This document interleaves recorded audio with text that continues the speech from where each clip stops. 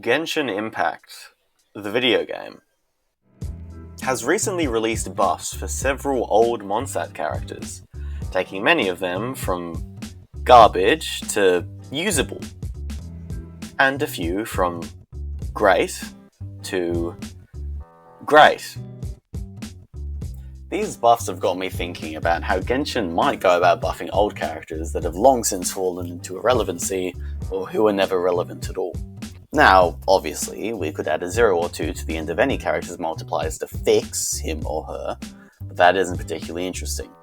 So, my approach towards speculative character buffs will be based on the following considerations. Firstly, what is the character meant to do? Is he or she a sub-DPS, on-field carry, buffer, elemental applicator, all of the above, etc. Secondly, how well does the character fulfill its purpose? Is the character meant to be a sub-DPS? And if so, is he any good at it? Thirdly, if not, how can the character be changed to be good at what he's meant to do without fundamentally changing the character's gameplay identity? So, we wouldn't be able to fix Eula by making her a healer. Do also note that in some cases, a character's problems may not lie with himself, but a lack of viable teammates, in which case I might provide suggestions for a future character that could synergize well with him. A character should also be distinct, with this purpose not significantly overlapping with another character's. If two characters have similar kits, one character's kits or both characters' kits should be changed so that they have their own niches. Anyway, with further ado, let's not jump right into the video. Here's a list of all the characters I'll be talking about with timestamps if you want to skip right to any one of them. Oh, and one more thing. I'll link all the music and sources I use in this video in the description, so if you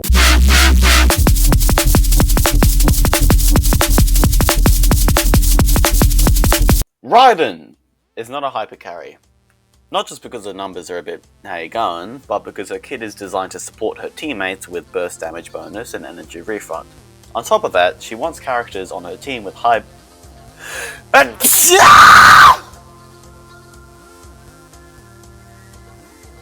On top of that, she wants characters on her team with high burst cost for the sake of her personal damage, giving her resolve stacks, with most high burst cost characters being damage dealers. Her kit is designed around being an off-fielder who batteries and buffs off-field sub-DPSs, and who also possesses reasonable enough personal damage. These are pretty much the three sections of her kit: a battery, a buffer, and a DPS. So, which of these needs fixing? Raiden's utility as a battery is decent enough. At 270 ER, she restores about 21 flat energy for each teammate. Whilst not insane, it's far from bad. I think buffing it slightly, either through her A4 or her burst restoration per hit, would help make this part of her kit meaningful when allowing teammates to use non-fav weapons or non-ER sands, instead of just reducing the amount of ER substat rolls you need. As it is now, no one really changes builds when using a sub-DPS with Raiden, but I do think her energy restoration should be good enough to incentivize actually changing character builds to maximize the value of her batterying. Buffing her A4 passive from 0.04% extra energy restoration to 0.14% both buffs her battery potential and increases the value of building ER on her. This helps emphasize her uniqueness as a character to whom the value of energy recharge extends beyond merely getting her burst back on cooldown, but actually increasing her damage and utility. Moreover, Miss Shogun's effectiveness as a buffer is rather wanting. Whilst her elemental skill is active, the active character gains an elemental burst damage bonus depending on its energy cost. There are a few problems with this. One, it's shit. The amount of damage percent isn't great. And two, it's only for the active character. So characters whose damage occurs over a long period of time, like Duran and Billain, who are really her best supports, don't benefit much from it. Characters like Furina, Shilonen, Kazuha, and Kachina, for fuck's sake, with Sothok, provide a bigger buff with fewer trigger conditions, and not just for burst damage. One easy way to increase her buffing utility would be to have her burst damage buff be team-wide for as long as her skill is active, but I think we should go further. Having her skill also provide a team-wide burst crit damage buff based on Raiden's ER makes the value of ER on her even greater, and makes her even better to run with other powerful burst DPSs. Having it scale off her ER also means that you can't chuck her on a Hyper Bloom team with a Dragon's Bane and make the team do 8 quintillion damage. I would suggest the scaling being 0.17% of her ER above 100 for about 29% team-wide burst crit damage at 270 ER. Going back to her skill's burst damage bonus, adjusting the max increase from 0.3 per point of max energy to 0.38 would give her teams a little bit of a boost, enough to make you really want to use her with other burst DPSs as opposed to wheelchair buffers who help her, but don't synergize with any aspect of her kit. Raiden's numbers are pretty dire, in that they stand no chance of clearing dire. I think a fun way of making her stronger, and of making you want to kill yourself a little bit less whenever you miss Muso no Hitatachi, would be making her Excellency, the almighty Narukami Agosho, God of Thunder's Muso no Hitatachi strikes, replace her elemental skills coordinated attacks while she's in her Muso Ishin state. Not the full damage, of course, but maybe about half, a bit more, a bit less. Really can't be bothered to do the calculations to figure out what it would actually need to be balanced. But having these mini burst nukes occur several times when she's on field, in combination with the increase to her burst damage percent and the addition of burst crit damage buffing, should help her take on Chamber 11 without breaking a sweat. Another issue with Raiden is her lack of teammates. Raiden clearly wants off-field sub-DPSs with high burst costs whose primary source of damage is their bursts, but we don't have many of those that are meta-relevant anymore. Xiangling, sure, as well as Billain, and recently Durin, but who else? Venti? Maybe? Xingqiu's personal damage isn't anything special, and Hoyo would sooner add fate points for 4 stars than make Beidou work with Raiden. There just aren't enough characters that do what Raiden wants. Any off-field burst DPS release will be an effective buff for Raiden even if somehow, for some reason, Hoyo doesn't bend over backwards to implement every suggestion I've made in this video.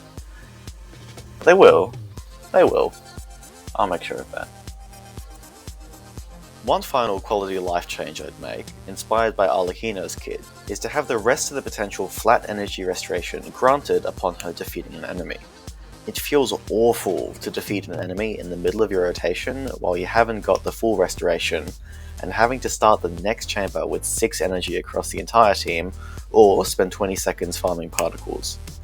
Imagine how garbage Arlecchino would feel if killing an enemy with a Blood Debt directive or due on it removed your ability to claim Bond of Life from it.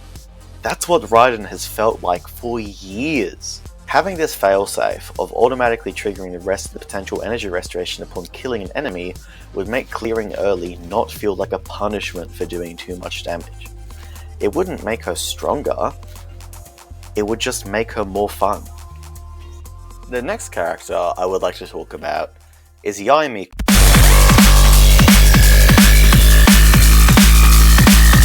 Yae is meant to be an off-field sub-DPS.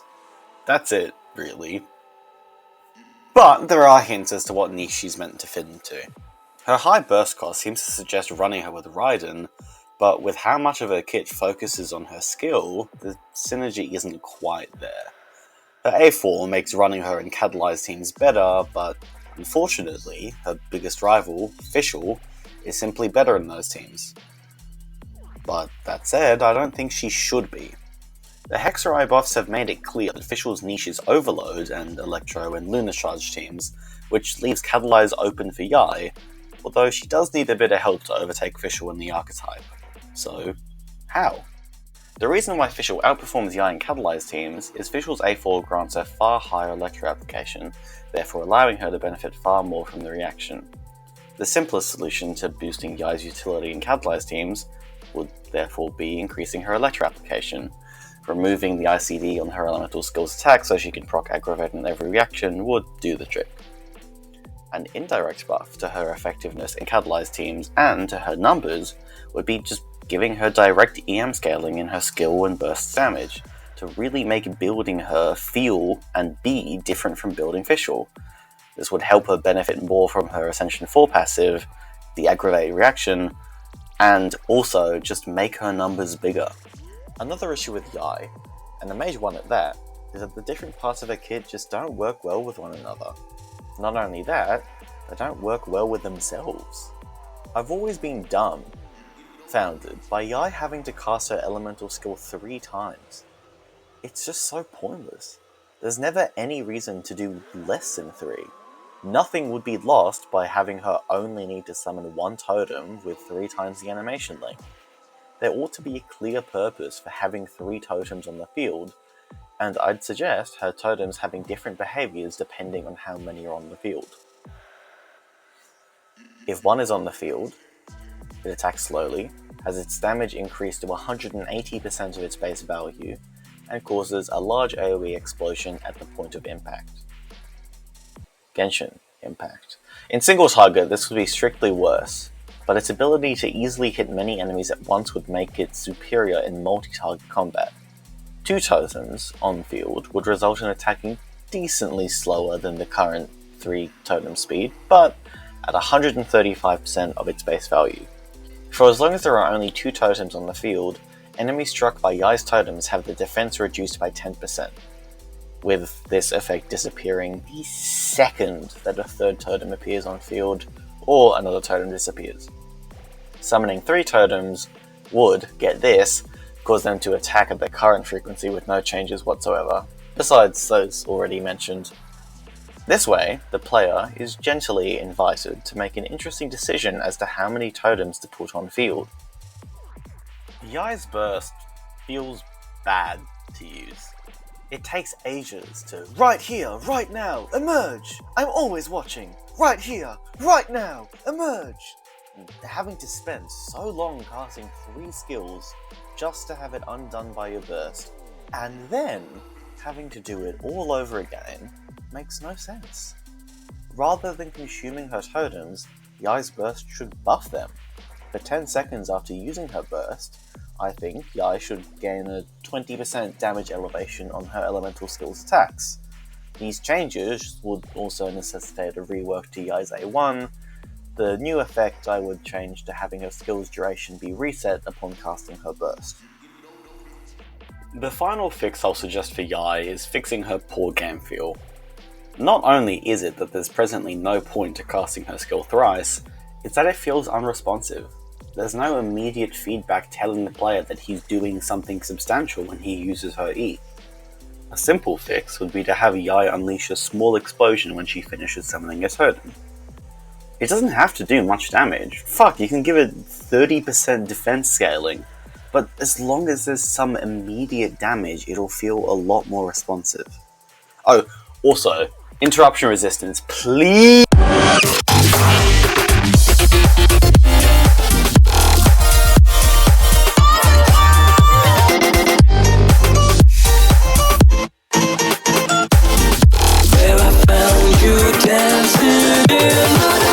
Eula was the very first character banner that I got a 5-star on back when I started playing in 1.5.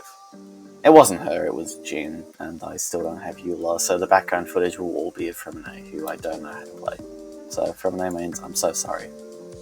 Eula is indisputably designed to be an on-field physical hypercarry, but is she good at it? No. But why? What aspects of her kit aren't up to par? Whilst she suffers from pretty bad QOL and a lack of good supports, not a lack of supports, just a lack of good ones, the most significant thing is her damage. It's not good. Eula's damage is primarily backloaded, and although that isn't per se bad, it's rarely advantageous. For her, specifically, her burst takes so long to charge up and constitutes so much of her damage that missing it, which isn't uncommon, is one of the worst feelings in the game. Or so I've heard. Spreading her damage a bit more across her on-field time while still keeping the majority towards the end would maintain her core identity as a backloaded nuker, but not make it feel like shit to miss. One way to do this would be to have her burst detonate at a quarter, halfway, and 3/4 of the way through its charging up, doing damage equivalent to how many stacks you've built up. This would mean that even if the final explosion misses, she'll still have done a reasonable enough amount of damage. A quality of life fix to have her burst lock onto an enemy to guarantee it'll connect even if the enemy moves away would also very much be welcome. It feels like vestigial Genshin jank that the tracking is so poor considering how much better new characters like Nefer and Arlecchino are with tracking. Not Mualani though, for some reason. Another change could be increasing her normal attack multipliers whilst her burst is active, in a way similar to how post-burst Venti's normal attack multiplier can be increased when his burst is on field. Look, I know this is just an increase to her numbers, but fuck me, she needs it. Okay, while we're at it, give her complete hyper armor while her burst is active. Please. I don't know if she has it already, I know she gets some, but it's just like, full. If she doesn't have it already, full. If Hoyo decides to add a Knights of Favonius faction buff with Varka, which I'm doubtful of because it would mean buffing characters like Albedo and Klee twice, then I really hope Eula is included. I hope the Church of Favonius members are included as well, for the sake of Eula and Rosaria counting towards the buff. With 2 Favonius Knights, counting the Church members, in her team, having her instantly regain 15 energy when consuming 2 Grim Heart stacks would make building her less painful. Also, with the Red Shred from Superconduct and her skill combined, currently she gets a little bit oversaturated on it, because, as we all know, the effectiveness of Red Shred past 0% is halved. So I think having a 50% attack buff for 12 seconds after damaging an enemy that is at or below 0% physical res would make Red Shred super valuable on her, and make Superconduct feel a little bit less worthless. This would also come with the added benefit of making Rosaria's C6 actually good on her. Some other miscellaneous fixes would be giving her far better tracking on her attacks. I mean, Arlecchino level, where you really have to be trying to miss an attack. And, similar to what Klee's got, giving her a 15% increase to her animation speed.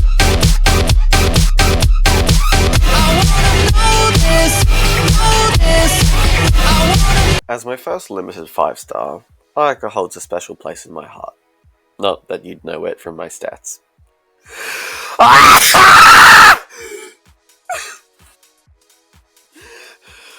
Ayaka is an on-field carry whose ideal team archetype is Freeze. Already, we have a problem. Freeze is useless against bosses, and bosses constitute about 3/4 of Genshin's endgame.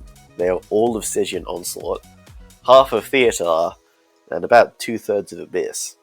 This isn't a problem for another Freeze DPS, Skirk, but the difference is that Skirk isn't reliant on the reaction for her damage. So, why is Ayaka?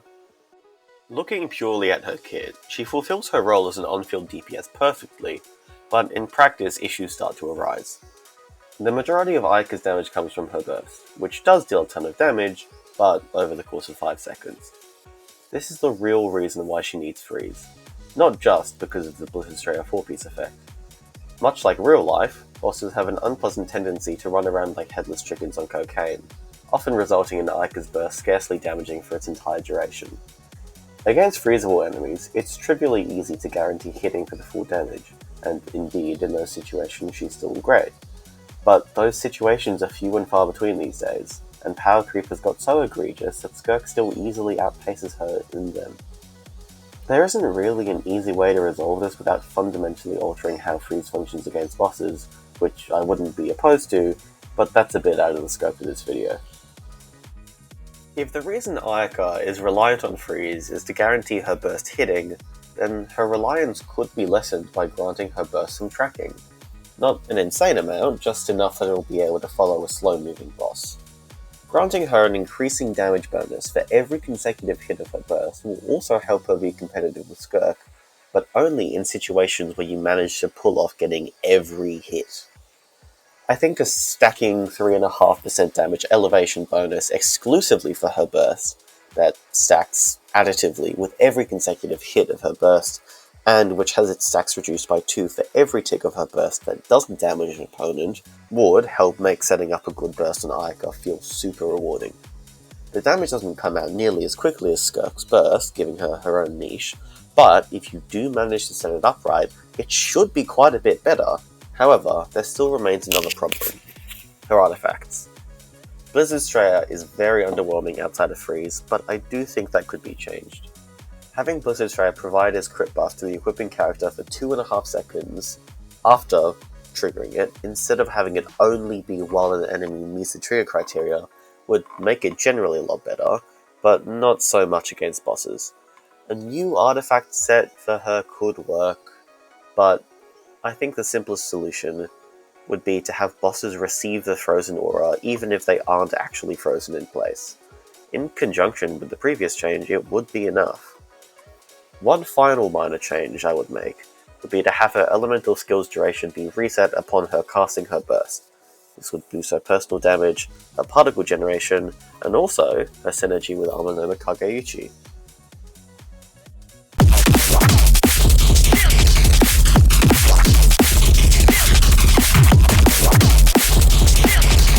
Itto is an on-field carry ideally focused in mono-geo teams, although these days running him double-geo with Shilonen is pretty much always better. That's because mono-geo is a very deprived archetype. Mono-geo suffers from a lack of characters, with the few characters it does have being quite garbage, namely Goro. I've always joked with my friends that Itto's biggest problem is Goro, and I stand by that. Goro's burst, being on a 20-second cooldown, is highly restrictive for Itto, not just in extending his up to rotations by 2 seconds, but also halving the value of Itto's C2 by effectively removing its ability to allow running faster rotations. One of the best ways to buff Itto would be by buffing Goro, changing his burst to a 60 cost for the 15-second cooldown, and allowing the geo damage bonus for his skill to scale with talent level like it does with Pharaoh. Quintuple his burst scalings as well. While we're at it, why not? Itto's kit is actually quite well designed. As an Itto player, the only thing that really annoys me about his gameplay is that your energy is just completely fucked if you kill the enemy before getting your second E off at the end of your rotation, but I don't think that needs to be fixed. His A4 passive is a little bizarre too, and I don't really know how to make it less weird, so making its effect better after using his burst is the best I can think of. I'd also change his A1 passive by adding some damage elevation in there, just to make getting the full 5 stacks more Genshin impactful, as well as increasing the value of his C1 by a little bit. I'd also give him a defense to geo damage conversion on using his burst, at about 0.2% geo damage per point of defense for a 50% damage bonus at 2,500 defense. Reducing the cooldown of his elemental skill from 10 to 8 seconds would also make it easier to fit 2 skills in per rotation without being broken enough to allow using 3. It would also make 18-second rotations possible, or at C2 even sub 18-second rotations, without needing 700 ER.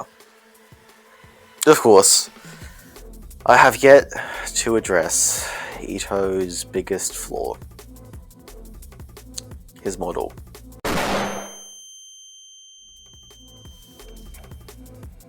My poor boy has noodle arms and painted on abs.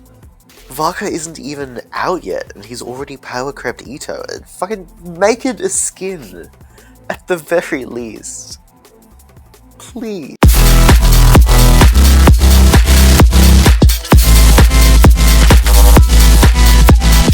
If you've watched this far, then thank you. Genuinely, I'm surprised. This is my first proper actual YouTube video that isn't a song ever.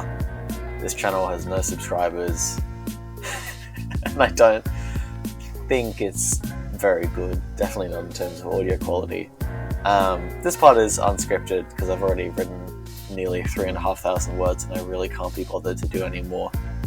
I hope you've enjoyed it. I hope it's funny. I hope the suggestions I've made are good, are interesting. I don't know when the next video will be.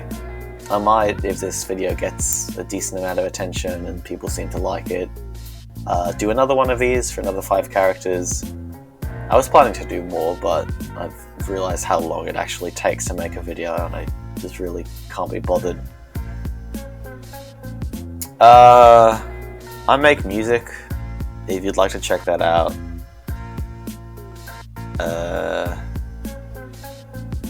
That's it, really. Thanks, bye.